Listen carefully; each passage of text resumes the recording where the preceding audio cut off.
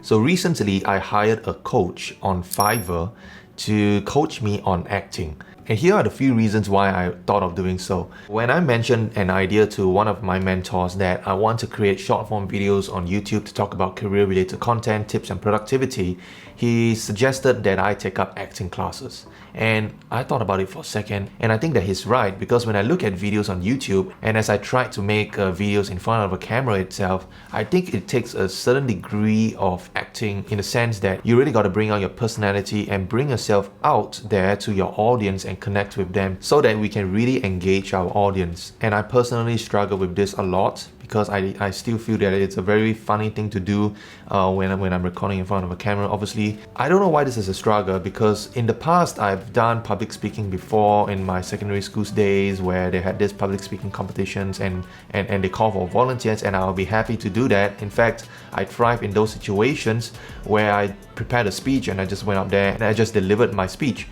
But that was different compared to just doing it in camera, because there was a live audience there and I could feed off the energy and the excitement that I'm presenting to a real person. But then when I'm recording in front of a camera, I feel that it's kind of different. And I think that when actors act in front of a camera, the intent is probably the same, because when they are acting in that studio or wherever place that they are, there isn't that live audience, there isn't that millions of people who are in front of them. The millions of people who would potentially watch that film are not physically in that place with them. What's actually in that place is the studio, is the recorder, the sound man, the director, and those people who are just there to make the film, to produce that film. And I really wanted to find out what would it take, what really goes through their minds of these actors and actresses, such that they are able to portray themselves so realistically in front of a camera, as if there is a live audience in front of them, as if there are people watching them. So I got in touch with a private acting coach that I found on Fiverr,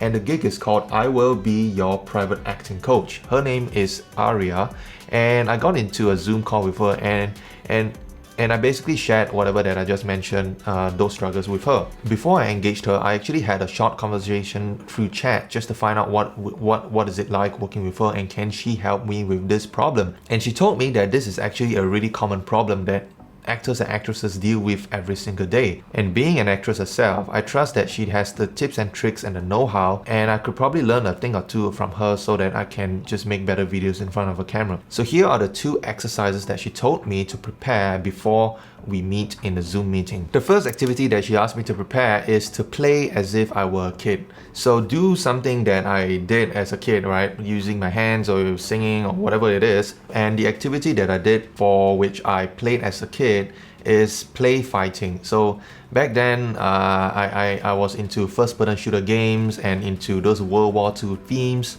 And it also came about because I watched a lot of war movies at a point in time, and I thought it was really fun. You know, some movies like Saving Private Ryan, or I think back then there was also The Band of Brothers, right? I really liked that documentary slash movie series, which was really well directed, and I enjoyed watching those scenes. So when I described that to her, she said, okay, now put up a gun like this and start doing it, right? She's just a spectator, and she wanted me to start playing, whether with myself or with my cousin as an imaginary, or with my imaginary friend. It doesn't matter. The point is, she just wanted me to start playing as a kid, and it was super weird at the start. I mean, I was like, what?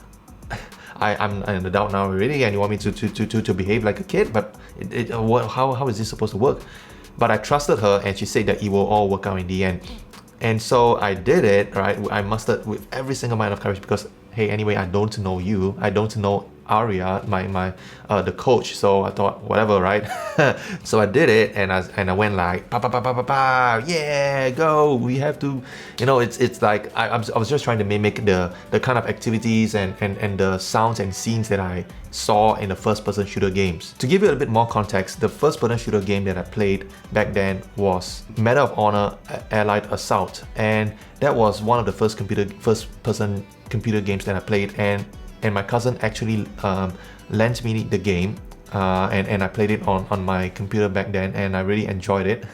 So yeah, that's where I got a lot of the inspiration from. And when I visited my cousins, back then when I was a kid, I think I was like 7-8 years old or something like that, we played fight with each other in that scene. So at the start of the call, she asked me to just give an impromptu speech about myself, which obviously I did, and I started off something like, "Hi guys, my name is Andrew Toh and I work as an analyst in a bank here in Singapore, and today I am doing this, tomorrow I'm going to do that."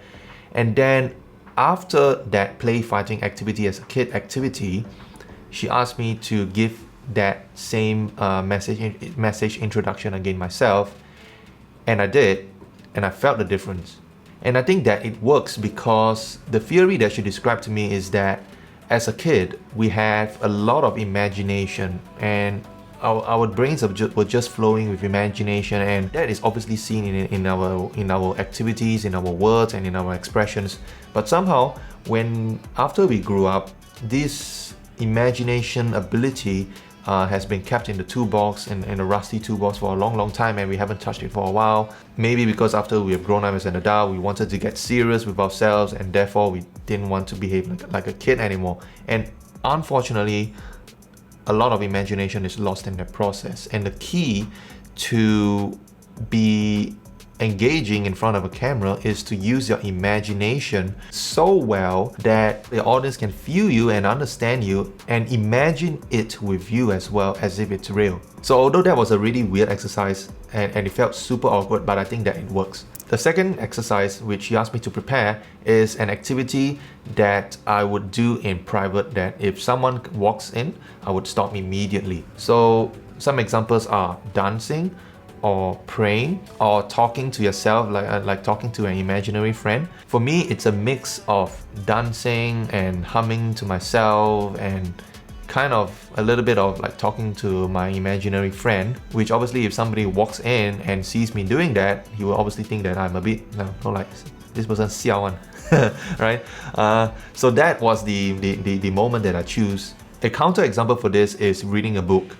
Reading a book may be a very private thing that we do, but obviously we will not stop doing that if someone walks in, right? I mean, people do that all the time in the library, where they are just reading a book and people walk back and forth, and nobody cares, right?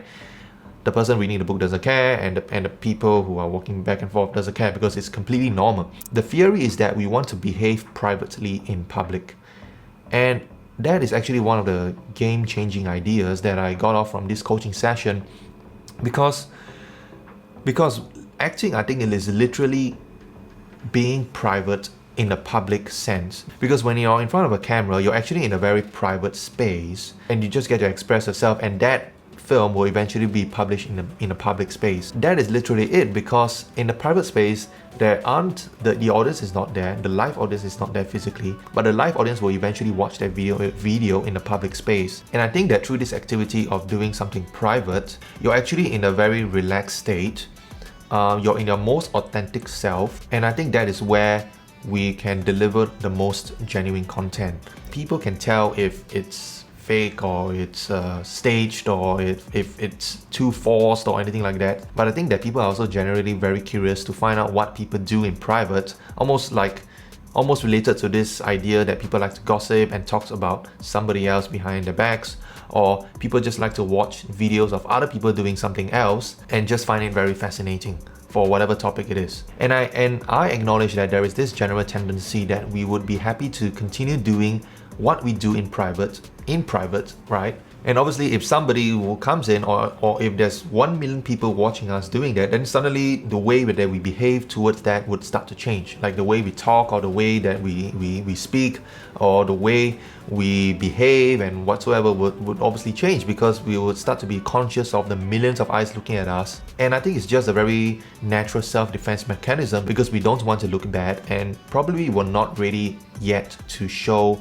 our most private moments to somebody else, right? Obviously that's not what we want, but that is what the audience wants. The audience wants to see something that is very natural and authentic in us. So after this exercise, my acting coach, asked me to again present the impromptu topic about myself, And I felt again an immediate difference that I'm able to sound more natural and more animated, and I really like the sense that I feel more comfortable to do so already.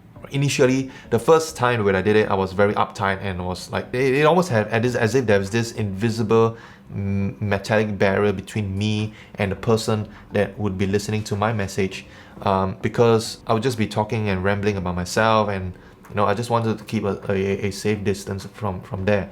But once I started to imagine and to feel like a kid again, and to do something and to speak about it as if I will be talking to myself in private, that no one is watching but actually somebody is, then I start to feel a little more comfortable to do that. And I'm actually very pleased with the result as I watched myself doing that, and I felt more comfortable and I felt at ease, and it felt more, and it started to get more and more natural. So this is my experience of hiring an acting coach on a Fiverr to help me on acting. I'm happy to share this in public as well, because obviously I'm practicing the principle, right, of being private in public. So I think that the key to deliver an active message, an engaging and stimulating message to a virtual audience that is as good or even better than a live audience, is to practice these two things, and to just get really comfortable with being private in public, and to use a lot of imagination in our speech and in our talk and in whatever that we say, so that we can immerse ourselves and the audience in the message that we're sharing, and the audience can also imagine it with us. So thanks for watching this video. I hope it helps you as well. I will leave the link to that Fiverr gig in the video description below. And if you have any questions, or if you have had any experience or any tips for me as well on how I can present better in front of a camera, please let me know in the comments below. And I look forward to see you in my next video.